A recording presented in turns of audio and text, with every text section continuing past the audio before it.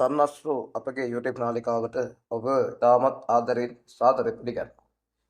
නිවැරදි ආකාරයෙන් ඔබගේ නිවැරදි විදිහට ඔබගේ ජීවිත කතාව හරියටම දැනගන්න ඔබත් සන්නස්රු කියන YouTube නාලිකාව subscribe කරලා එකතු වෙන්න කියලා අපි ඔබට ආරාධනා කරනවා.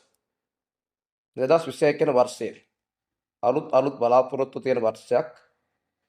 ඊටමත් නිවැරදි විදිහට ඔබගේ කර්ම ශක්තිය අපිට වෙනස් කරගන්න පුළුවන්. කාර්ය සීමාවක් බවට මේ 2020 වර්ෂේ පත් කරගන්නේ කොහොමද කියලා තමයි අද අපි ඔබට සාකච්ඡා කරන්න යන්නේ. රාශිචක්‍රයේ පළවෙනි ලග්නය තමයි මේෂ ලග්නය කියලා කියන්නේ. මේෂ ලග්න ධාරීන්ට 2021 කියන වර්ෂය ආරම්භ වුණේ මෙවැනි ග්‍රහ සිත්තමක් එක්ක.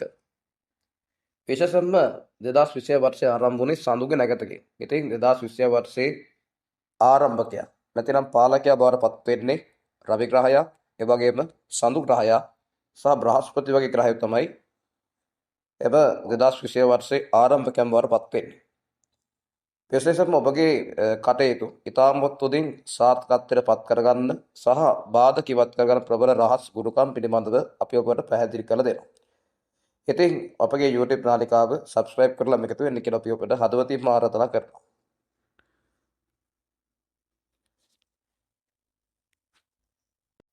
ඉතින් මේ කාල සීමාව මේෂයෙන් ඉපදිච්ච ඔබට ඔබ ඉතාමත් දියුණු වෙන්න මග පාදන කාල පරිච්ඡේද බරපත් වෙනවා.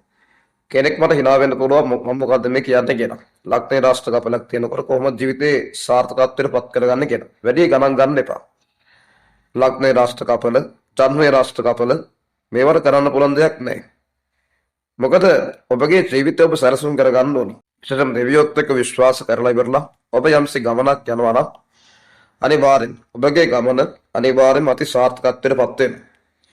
ඒ වගේම සෙනසුරු 12 වෙනි ගමන් කරද්දී ඔබට පවසන එක දෙයක් තිබෙනවා. විශේෂයෙන්ම සෙනසුරු දෙවියන් ඔබගේ කේන්දරේ 12 වෙනි ගමන් කරද්දී පවසන එක දෙයක් තිබෙනවා. ඒ තමයි ඔබගේ ජීවිතය දියුණු කරගන්න, ජීවිතය සාර්ථකත්වයට පත් කරගන්න අනිවාර්යෙන්ම දෙවියන් ආශිර්වාදය ලබා ගන්න ඕන කියන එක. දෙවියන්ගේ ආශිර්වාද ඔබට තියෙන්න ඕන. නැත්නම් ඔබ අන්ධකාරයේ ගමන් කරන මිනිසෙක් වෙනවා. නැතිනම් රුවලක් නැති නැවක් බවට පත් වෙනවා. ඉබාගාත යන පුද්ගලෙක් බවට පත් වෙන නිසා ඔබගේ දෙවියන් හඳුනාගෙන දෙවියන්ට ගරු කරන්න ඕන. 2020 වර්ෂ පුරාටම ඔබේ කේන්දරය ධනස්ථානගතව සඳු ග්‍රහය බලවත් වෙලා ගමන් කරනවා. ඔබේ කේන්දරේ 4 වෙනිදාධිපති තමයි සඳු ග්‍රහය කියලා කියන්නේ. සඳු ධනස්ථානගතව ගමන් කරද්දී ඔබට ඔබගේ කතාබහයි බොහෝ ජයග්‍රහණ අත්පත් කරගන්න හැකියාව ශක්තිය හැකියාව වාසනාව තියෙන වර්ෂයක්. හිතේ තිබෙනා වූ ගොඩක් අඳුරු ස්වාගත සිතුවිලි, හිතේ තිබෙනා වූ ගොඩක් කලකිරීම, පසුතැවිලි ඔබගේ ජීවිතෙන් ඉවත් වෙන කාල පරිච්ඡේදයක්. තමන්ගේ මවට තමන් ආදරෙන් කතා බහ කරනවා. ඒ වගේම තමන්ගේ භාර්යාවට ආදරෙන් ආමන්ත්‍රණය කරනවා. ඒ වගේම මේ කාල සීමාව තුළදී නිවසියන්ට ඔබ රසවත් ආහාර පාන ගෙනලා දෙනවා. ඉතින් මෙවැනි යහපත් පුද්ගලෙකුට කොහොමද සෙනසුරු දෙවියන් කරදර කරන්නේ? සෙනසුරු දෙවියන් ඔබට ආශිර්වාද ලබා දෙන. ඔබ වරදේ හැසිරෙන්නේ නැහැ. විශේෂයෙන්ම රේහන නැකත අධිපති සඳු ග්‍රහයක්, ජලකාරක සඳු ග්‍රහයක් ධනස්ථානගතව ගමන් කරනවා. අසරණේ දැක්කට පස්සේ ඔබගේ හදවත තෙත් වෙනවා. ඒ වගේම ඒ අසරණයට පිහිට වෙන්න සිතුවිලි පහළ වෙන කාලයක්. ඔබ ටුවරිසම් වගේ දේවල් කරන කෙනෙක් නම් සංචාරක හෝටල් ව්‍යාපාර, ඒ වගේම සංචාරක හෝටල් ශාස්ත්‍රය වගේ දේවල් කරන කෙනෙක් නම් ඔන්න ඔබට ඔබගේ අතමිට සර්වන කාල පරිච්ඡේදය බලපත් වෙනවා. ඒ වගේම දියුණුවෙන් තිබෙනා වූ කරදර බාධක, දුක් පීඩාවත්, දුක්ඛ දෝමනස්ස ක්‍රමක්‍රමික ඔබගේ ජීවිතේ ඉවත් වෙලා යනවා. ඔබගේ ජීවිතය සපවත් වෙනවා.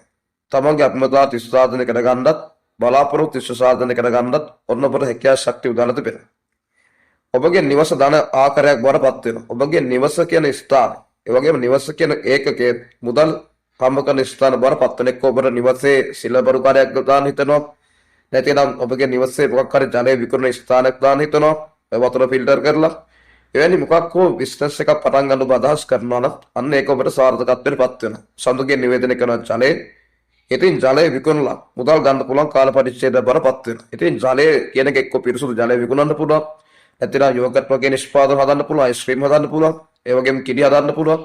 ඉතින් ජලය සම්බන්ධ කරගෙන යම්සි බිස්නස් එකක් පටන් ගන්න අදහස් කරනවා නම් ඔන්න ඔබට හොඳ කාලයක්. විශේෂයෙන් මේ කාල සීමාව තුළදී ඔබ විදේශගත වෙන්න බලාපොරොත්තුවක් තියෙනවා නම් මේෂ ලග්නෙමෙනි අනිවාර්යයෙන්ම ඒ ගමන සාර්ථකත්වයට පත් වෙනවා. ඒකට හේතුව තමයි රාහු 11 වෙනි ගමන් කරනවා. රාහු 11 වෙනි ගමන් කිරීමත් එක්ක ඔබට විදේශගත වෙන වරමක් ක්‍රියාත්මක වෙනවා. ඒ වගේම රට සල්ලි, විදේශගත සල්ලි ඔබට අත ගන්න වාසනා ශක්තිය උදා වෙනවා. මේ කාල සීමාව තුළදී ඔබගේ අතමිර සර්වන කාලයක්, ඒ වගේම තමන්ගේ ජීවිතය වෙනස් කරන, ජීවිතයට අරුතක් එක් කරන යහරු මිත්‍රයන් හඳුනා ගන්න වාසනා ශක්තිය උදා වෙනවා. ඒ වගේ මේ කාල සීමාව තුළදී තමන්ගේ ජීවිතයට ඔබ කැමති නම් මේ ජීවිතය කවුරුත් පාලනය කරනවාද? මේ කාලාන්තරය තුළදී ඔබ ගොඩක් ජීවිතේ සතුටින් සැනසීමෙන් තනියම ගමන් කරන්න වාසනා ශක්තිය තිබෙනවා. වගේම ඔබගේ පස්වර්ණාධිපතිය රවි කියන ග්‍රහය නවයේ සටන් වෙලා ඉන්නවා. ඔබ ගොඩක් මේ කාල සීමාව තුළදී පින්දහම් කරනවා. තමගේ පියා සමග, පියපාර්ශ්වයේ ඥාතීන් සමග තිබෙන්නා වූ කරදර බාධක ඉවත් වෙන කාලයක්. ඔබට නිතරම දෙවියන්ගේ ආශිර්වාද තිබෙනවා. ඒ වගේම දෙවියන් ඔබට ඉතාමත් හොඳට අලුත් ගමනක් යන උදව් උපකාර කරනවා. ඒ වගේම රවි බුධ කියන ග්‍රහය නවයේ ගමන් කරන නිසා උසස් අධ්‍යාපනය දෙන මේෂ ලග්න දරුවන්ගේ අධ්‍යාපන කටයුතු ගොඩක් සාර්ථකත්වයට පත් වෙනවා. විභාග සමත් වෙන වාසනා ශක්තිය තිබෙනවා. මේ කාල සීමාව තුළදී විදේශගත වෙලා බිස්නස් එකක් පටන් ගන්න ඉන්න මේෂ ලග්න දාරින්ට ගොඩක් හොඳයි. තමන්ගේ බිස්නස් එක සරු කරගන්නත්, ඒ වගේම කරදර බාධක ඉවත් කරගන්නත් ඔන්න වාසනා ශක්තිය උදාලා තිබෙනවා.